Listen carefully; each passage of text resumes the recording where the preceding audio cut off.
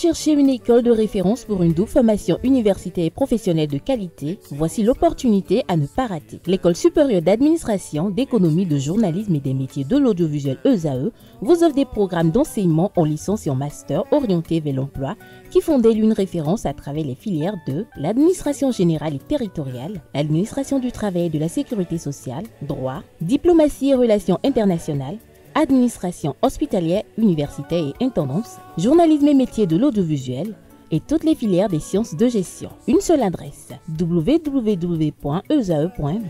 Rendez-vous dès maintenant sur nos campus ESAE Bedjromende au numéro 90 93 65 21 ou au numéro 98 98 14 00. Paracourt sur le numéro 52 46 12 12.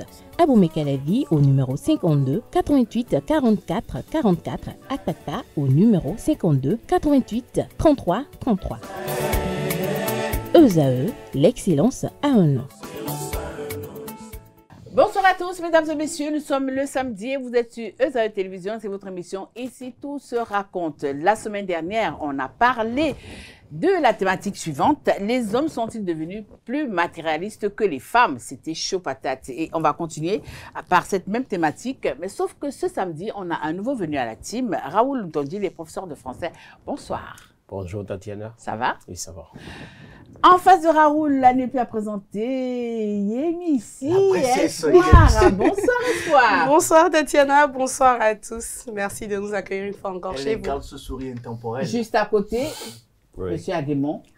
Il est très silencieux cet après-midi, ça m'inquiète un tout petit non, peu. du tout Ça pas. va? C'est toujours sourire. Alors, en face, hein, il était tellement turbulent quand il était à l'école, je parie. Bonsoir, Monsieur Bada. Vous savez, elle le sait parce qu'on était sur le même banc. Elle faisait la même chose que moi. Bonsoir, Monsieur Bada. Bonsoir aux internautes, bonsoir tout le monde. Alors, la toute première question, elle est là. Elle sera pour Monsieur Ntondi. Avant, on savait que le matériel, c'était l'apanage des femmes. Alors, comment comprendre qu'aujourd'hui, les hommes s'abreuvent allègrement au matérialisme? Merci Tatiana. Je pense qu'aujourd'hui, notre société est victime de quelque chose. L'homme pense qu'il vaut mieux paraître que d'être. Et à partir de ce moment, la course au matériel est devenue un phénomène qui ronge notre époque. Les hommes, aujourd'hui, couvrent le matériel parce qu'ils pensent que c'est seulement par le matériel qu'ils peuvent marquer leur existence. Et donc, ce n'est plus seulement la femme aujourd'hui qui court, encore que même par le passé, quand on disait que la femme était matérialiste, cela est à relativiser. Ouais. Les hommes également l'étaient, mais à une échelle moindre qu'aujourd'hui. Donc, je pense que le regard de la société qui veut que ce soit seulement ceux qui ont un peu d'argent, qui ont des matériels qui soient respectés, qui soient considérés, fait que tout le monde, voulant être respecté, voulant être considéré, se sent obligé d'aller vers le matériel à tous les prix. Alors, lorsqu'on écoute Raoul, hein, il semble mettre cette situation-là sur le fait de la société. Alors, est-ce qu'on a besoin d'accuser la société d'être à l'origine du contexte social auquel nous assistons aujourd'hui par rapport au fait que les hommes commencent à aimer le matériel? Merci pour cette question, Tatiana. J'ai écouté M. Ntondi et moi, je dirais tout simplement qu'au-delà même de la société, il y a l'individu dans son contexte. Il y a l'individu dans son contexte qui accepte de recevoir ce que la société lui envoie. Parce qu'à la base, nous avons tous une éducation, nous venons d'une société africaine, une société dans laquelle un homme a des responsabilités vis-à-vis de sa famille, société dans laquelle une femme également a des responsabilités vis-à-vis de sa famille. Et dès lors que les responsabilités sont situées et partagées, l'homme sort. Depuis toujours, ça a été ça, notre société, l'homme sort pour aller trouver le denier, ce dont ils vont se nourrir à la maison, et la femme reste pour éduquer les enfants. Maintenant, la complémentarité d'aujourd'hui fait que nous sommes justement face à ce contexte social qui nous emmène à croire que, en réalité, le paraître est au-dessus de l'être. Le paraître, oui, mais est-ce que ce n'est pas une déformation? Est-ce que ce n'est pas parce qu'on dit qu'il faut aller chercher les finances et ramener? Est-ce que ce n'est pas parce qu'on dit que le pouvoir, justement, prévaut sur la personne, l'individu, qu'aujourd'hui on se retrouve dans cette situation-là? Je pense que c'est une question morale et éthique. C'est une question qui, en réalité, concerne l'humain en lui-même, en son sein. Et la société, oui, mais nous avons également des responsabilités. Est-ce parce qu'un père n'arrive pas à donner de quoi survivre au-delà de ses moyens à un enfant qu'il a failli? C'est ça la bonne question. C'est pas parce qu'un enfant n'a pas une iPhone 16 alors qu'il a eu son baccalauréat et qu'un autre a eu son baccalauréat qui a eu une iPhone 16 que le père est censé aller voler pour donner une iPhone 16 à son enfant. C'est une question d'éducation, c'est une question de contexte et c'est beaucoup plus une question en réalité d'individu. Donc à la base, oui, la société est en train de dénaturer tout, mais l'individu pris dans son contexte a des responsabilités également et a besoin en réalité de comprendre qu'il y a une différence entre le paraître qui est un mal-être et il y a également une différence entre l'être. Et le point le plus culminant face à ça, la question que je veux envoyer à tous les internautes qui nous suivent actuellement, c'est: accepteriez-vous aujourd'hui, au 21e siècle, en 2025 et plus encore, sur 25 ans encore à venir, avec tout ce qu'on voit, avec tous les gadgets qui sont créés, qui semblent se substituer à l'humain, accepteriez-vous de vous mettre en relation pour une femme ou pour un homme avec un partenaire ou une partenaire qui n'a pas de quoi contribuer au panier familial ou de quoi assumer la responsabilité au-delà de vos attentes? C'est de ça qu'il s'agit. Alors là, je me tourne vers vous, Monsieur Aguemont. Certains estiment aujourd'hui que les hommes seraient plus enclins à valoriser le matériel. Pourquoi? Oui, au-delà de ce que disaient les intervenants, je pourrais dire que la société est mal formatée. C'est-à-dire, actuellement, il y a une déprogrammation qui s'est imposée à la société noire ou à la société béninoise en général, parce que quand tu prends les hommes, tu sors de chez toi un jour, tu veux aller faire du sport ou tu as dit, je vais essayer de détendre mes pieds. La première personne qui te rencontre, il te demande, où est la voiture? Où est la moto? Comme si la moto est une priorité. Pour moi, la santé est plus importante que la voiture, ni et la moto ou quoi que ce soit. Mais on te demande le matériel. Ça veut dire qu'il y a un hic tout dans le cerveau de la société actuelle. C'est quelque chose de très mal. Donc, tout le monde veut paraître, comme l'a dit Espoir, que d'être. Et la fierté que nos ancêtres avaient d'être, aujourd'hui, ce n'est plus le cas. Des gens acceptent même vivre pour 10 ans, pour avoir de matériel et vivre pour 10 ans, et vivre soi-disant heureux pour 10 ans. C'est ça la définition du bonheur. Hein? Vivre 10 ans, et puis après, s'en aille, il a déjà près d'une cinquantaine d'enfants, une dizaine de femmes, quelques voitures, quelques maisons, et après sa mort, bienvenue les dégâts. Alors, donc, ça veut dire qu'il y a un problème qui se pose aujourd'hui à la société et nous devons y travailler. Il faut déprogrammer maintenant les gens et de les reprogrammer parce que cette programmation ne nous apporte rien parce que nous voulons vivre comme l'Occident, mais malheureusement, notre société était bien organisée, avait un processus, une manière de vivre.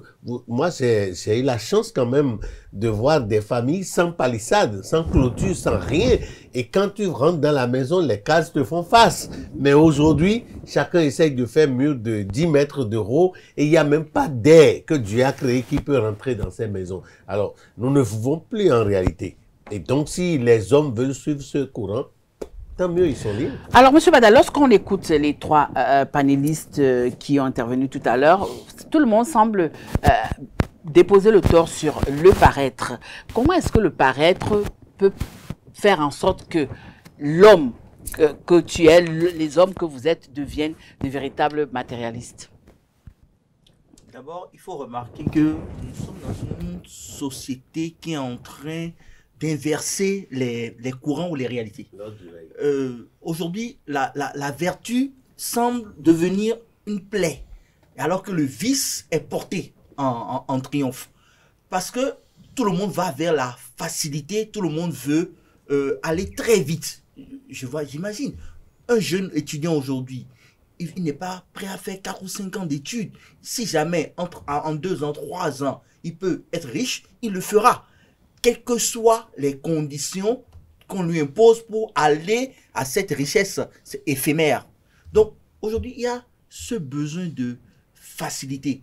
Mais ce que nous vivons aujourd'hui, c'est la société qui l'a organisé. Ce sont nos dirigeants qui l'ont organisé. Ce sont les soi-disant puissants du monde qui l'ont organisé à travers les médias. Ils n'ont pas forcé la main quand même, hein? Bien sûr. Eux nous ont forcé la main d'une certaine manière, Tati. Parce que je prends juste un exemple. Tous les matins, vous mettez un son, vous l'écoutez ne serait-ce que 10 minutes tous les jours que vous réveillez. Vous allez intérioriser ce son-là et vous allez incarner ce son-là. C'est humain. Parce que nous avons le subconscient qui enregistre beaucoup plus de choses que notre conscient. Et c'est pour ça que quand vous savez utiliser le subconscient, vous pouvez reprogrammer votre vie tout au long de la nuit parce que c'est le moment où le subconscient travaille le plus. Bon, ça c'est juste une parenthèse. Donc aujourd'hui, il y a la télé qui me montre que pour paraître, il faut que j'ai de grosses voitures, que le sexe, c'est ce qu'il faut avoir pour être le glotto du coin. Berlusconi en a été un exemple, paix à son âme. Et quand vous voyez tout ça autour de vous, vous avez cette envie d'être dans le moule. Vous n'existez plus parce que chaque fois que vous essayez d'être vous-même, vous êtes rejeté par la société. Moi, je donne un exemple. Quand je donne mon point de vue, parce que je me bats énormément contre le paraître. Quand je donne mon point de vue, les gens disent, mais qu'est-ce qu'il lui raconte? Ah, nous, on ne va pas être riche. Il est qui? C'est qui, il est qui? Ah, lui n'a rien compris à la vie. Mais des gens, après 2, 3 mois, 6 mois, viennent te dire, mais attends, comment est-ce que toi, tu avais compris ce que nous n'avions pas compris? Je dis, c'est une question d'éducation. Et ça aussi, c'est la faute aux parents. C'est vrai, il y a la télé, il y a les réseaux sociaux, il y a notre environnement qui nous conditionne. Mais nous-mêmes, qu'est-ce que nous avons décidé au fond de nous? Donc, on me prenne pour rebelle aujourd'hui par rapport à beaucoup de choses. Parce que j'ai décidé de ne plus me laisser porter par ce flux-là. Et chacun de nous peut prendre ces décisions-là. Le paraître est devenu l'habit que nous portons. Donc, en fait, c'est une illusion. Mais cette illusion n'est pas notre solution. Nous oublions souvent ça. Et en continuant cela, nous risquons de nous ensevelir profondément au point que notre soi-même, notre être profond ne pourra plus exister. Nous aurons des automates. Et nous sommes en train d'aller vers cela aujourd'hui. Justement, il y a moi une question qui me trotte dans la tête, monsieur Ntondi, a dit avec votre permission. Certains estiment aujourd'hui qu'ils sont nombreux, même ces parents, qui poussent leurs enfants à devenir matérialistes. C'est-à-dire qu'un parent, il est prêt à raser monts et vallées, à soulever toutes les montagnes possibles, juste parce qu'il faudrait qu'on dise que mon fils est dans telle école. On est conditionné. Oui, mais justement, je pense que nous revenons à la case départ parce que le père ou la mère qui pousse son fils ou sa fille à devenir riche forcément se dit que c'est seulement lorsqu'il aura un riche dans sa famille que la famille aura de la renommée, qu'il sera reconnu comme étant le père d'un riche. Mais je vous conte une histoire réelle. J'ai une collègue, adepte d'une église évangélique, qui m'a raconté une fois qu'elle a un malaise. Je lui dis, mais quel malaise tu as? Elle me dit, mais le fils du pasteur est un arnaqueur reconnu. Et c'est avec le fruit de l'arnaque qu'il a acquis un véhicule pour son père pasteur, qu'il a acquis un véhicule pour sa mère, qui est la maman pasteur à l'église. Maman pasteur. Alors, mais elle se dit, mais finalement, elle est utile à quoi si elle doit aller s'asseoir, dire Alléluia tout le temps, et que à côté, sinon en face, le pasteur et ses enfants s'enrichissent avec de l'arnaque. Je lui dis, mais ton problème, il est où s'il décide d'être riche illégalement? Tu dois simplement comprendre que ce n'est peut-être pas la voie de la vérité, là où tu vas. Elle m'a dit, tiens, où est-ce que tu vas venir? J'ai dit, bon, on arrête le débat là. Pour dire quoi? Le père qui a souffert, peut-être parce que, bon, sorti d'un village profond du pays, ses parents l'ont éduqué comme tel, l'argent n'est pas le plus important, il faut être droit, il faut être humble, il faut être respectueux, il faut être digne, honnête et tout ça. Mais qui constate que, à côté, ceux qui sont totalement le contraire de l'honnêteté, de la dignité et tout ça, c'est eux qui émergent mieux.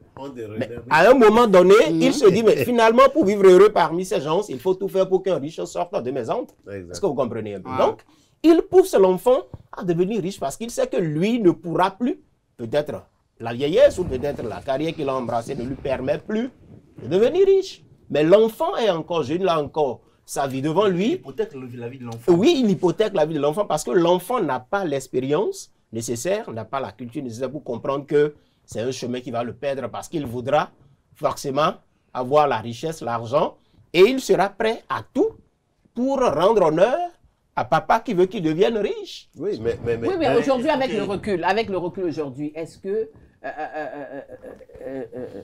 Espoir, dites-nous un peu, est-ce qu'un homme matérialiste peut être considéré comme une honte pour la société, sans langue de bois? C'est-à-dire que nous prenons des vertus avec le fait qu'ils soient tous devenus matérialistes aujourd'hui.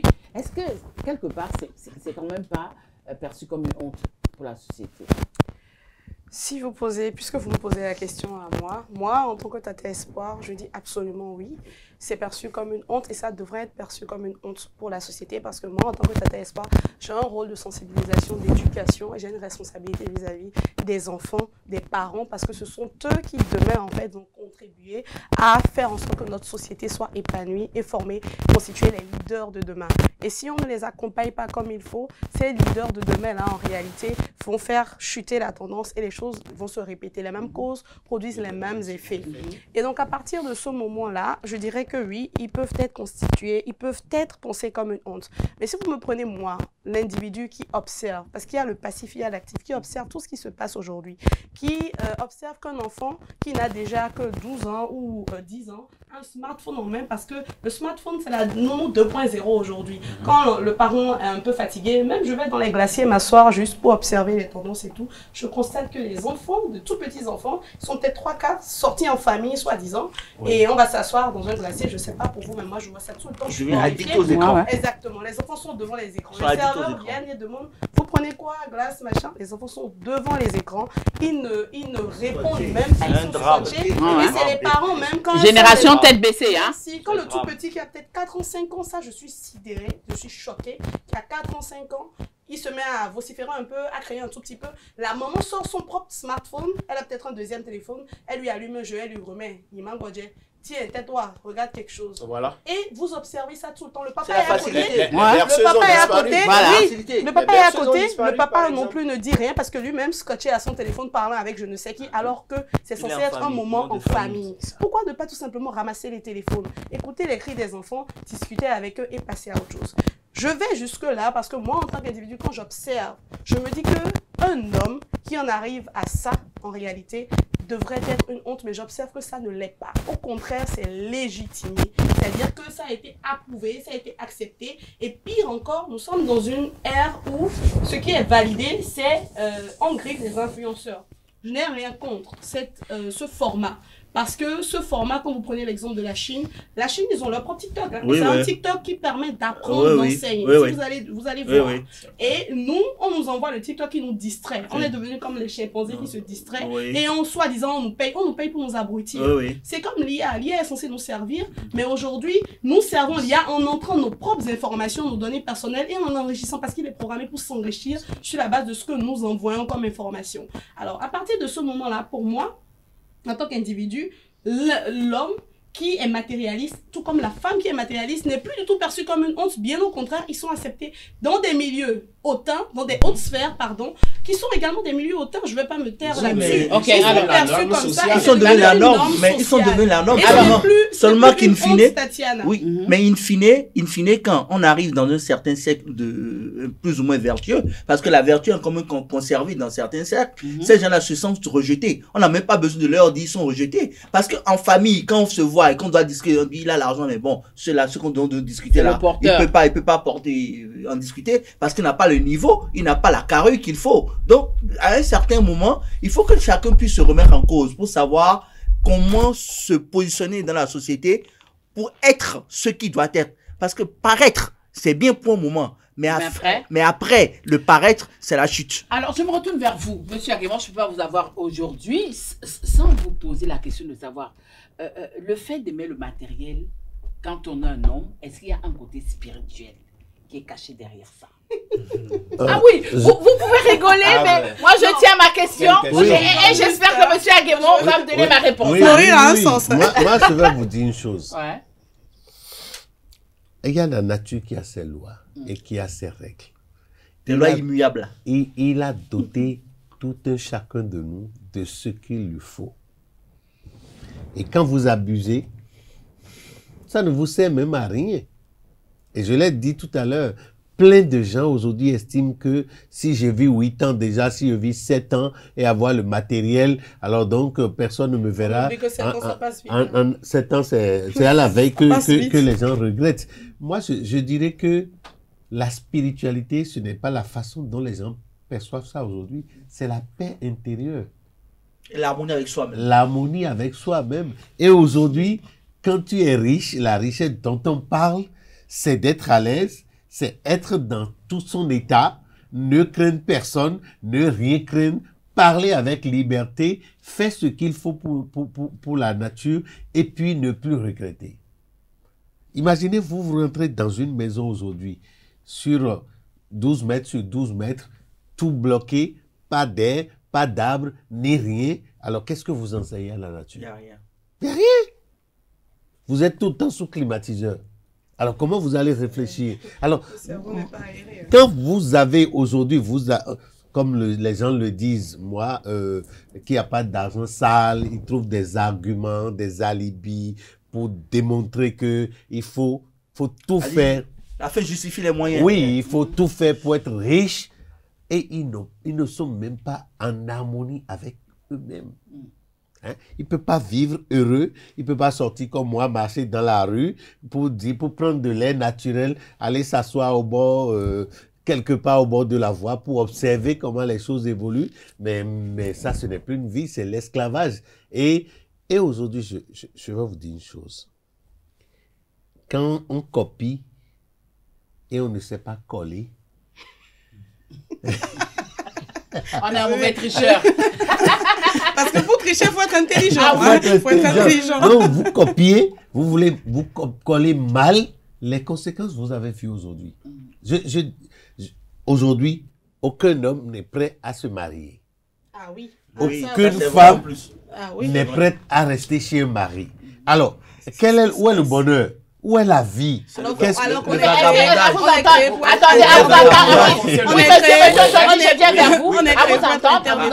est-ce que c'est à cause du matériel que les uns et les autres refusent de se marier? Oui, non, parce qu'on a donné priorité. Le matériel est devenu aujourd'hui la bombe qui est en train de faire éclater la cellule familiale. Mais n'oublions pas que le matériel quand même est important. Je dirais que oui, mais le matériel est important. Je veux dire que c'est pas une excuse pour ne pas aller se battre pour chercher le pain quotidien et vivre. Non, on doit chercher le pain quotidien. Ce n'est pas une raison pour ne pas avoir de l'ambition dans la vie. Je suis désolée. C'est de la limite que les gens utilisent souvent pour ne pas être responsables vis-à-vis de leur famille. Je te disais quelque chose tout à l'heure et tu n'as pas compris. Non, j'ai compris, mais je tiens à lever cet équivoque. Non, c'est un débat dans un débat intéressant. Je tiens à lever l'équivoque. J'aime ça. Espoir, s'il vous plaît. Non, j'aime ça, Espoir. Attendez. Comme dirait l'autre, je n'aime ça. Attendez, c'est monsieur Ontondi qui avait la parole. Est-ce que c'est à cause du matériel aujourd'hui qu'on constate que les hommes sont plus réticents à s'engager maritalement parlant? Peut-être à cause du matériel, Pourquoi mais il n'y a pas que le matériel. Pourquoi? C'est ça ou c'est pas ça? Il y a un peu ça. Non, il n'y a pas de Toutes les questions ne sont pas vues dans la vie. Il y a peut-être, j'explique. le noir, il n'y a pas que le noir, le blanc, il y a le gris. Laissez tomber. Espoir, s'il vous plaît. Espoir, s'il vous plaît. Il y a un peu le matériel. Mais il n'y a pas que le matériel, il y a d'autres paramètres. Dites la vérité. Non, ça ne peut pas être la vérité.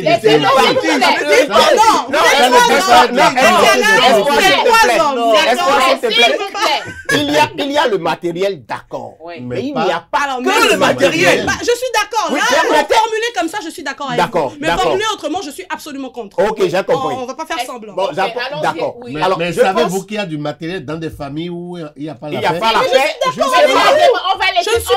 Ontondi développer, s'il vous plaît. Je pense qu'aujourd'hui, le mariage est devenu pour beaucoup de jeunes une option. Voilà. Merci. C'est une question d'option. Si je ne me sens pas prêt pour m'engager, parce que à côté, je vois un peu tout ce que l'engagement marital implique, pour l'homme par exemple. Ça demande beaucoup de ressources.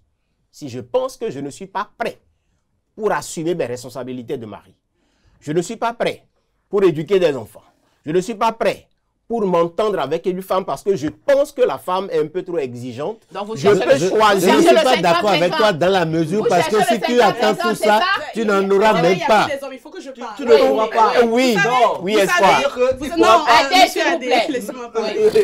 Vous savez, Ça, quand c'est vous la êtes dictature S'il qu'on vous fait, plaît, là. Adé, Oh, c'est pas grave, vous dictature me prenez, positive. oui, En dictature plus, constructive, vous me prenez comme vous voulez. positive. Vous savez, monsieur Rontondi, Oui, espoir. nous sommes dans une société où nous avons tous été éduqués et nous savons que tout se passe en 3 temps. C'est ça. Enfant, adulte, vieillard.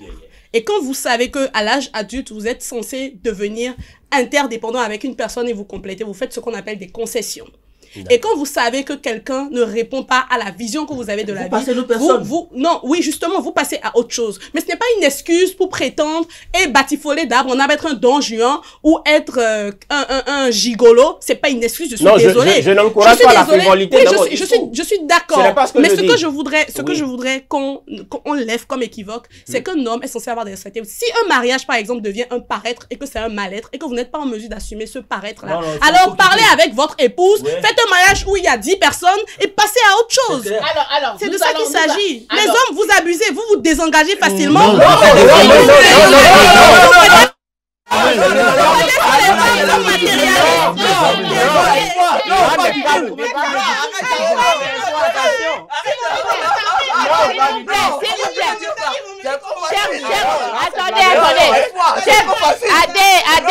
Adé, cher panéliste, s'il vous plaît.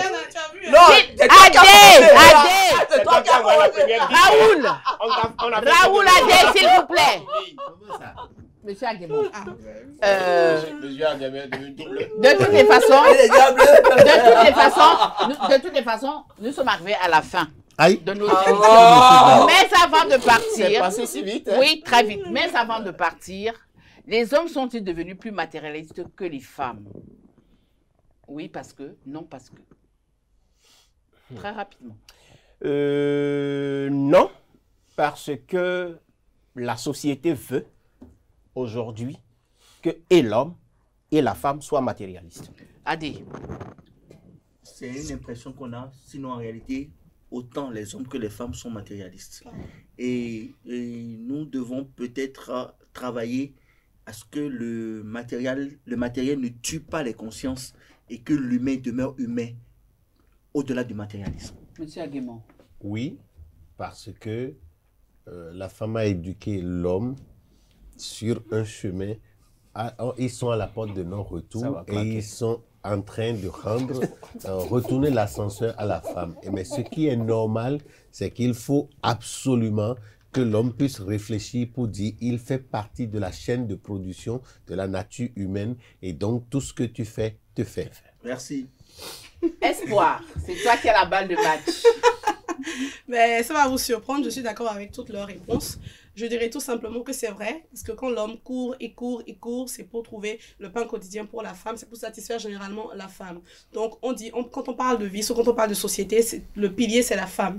L'homme ne fait que suivre le mouvement. Je n'aime ça. Alors, donc à partir de ce moment-là, c'est vrai que l'homme est devenu matérialiste. C'est vrai aussi qu'à la base, c'est nous qui sommes à la base et que nous devons travailler à changer notre discours vis-à-vis des hommes, tout en les poussant à aller de l'avant, à être de plus en plus, à être ambitieux. Il faut aussi se connaître la limite, parce qu'il y a des limites dans tout ce qu'on fait. Parce qu'après, il faut pouvoir dormir en paix et construire une nation équilibrée, donc un foyer équilibré.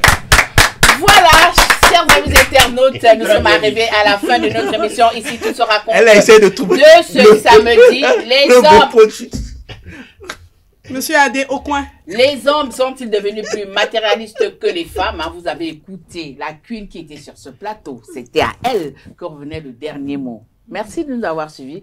Retrouvons-nous le samedi prochain pour une autre thématique aussi alléchante. Au revoir, bye bye.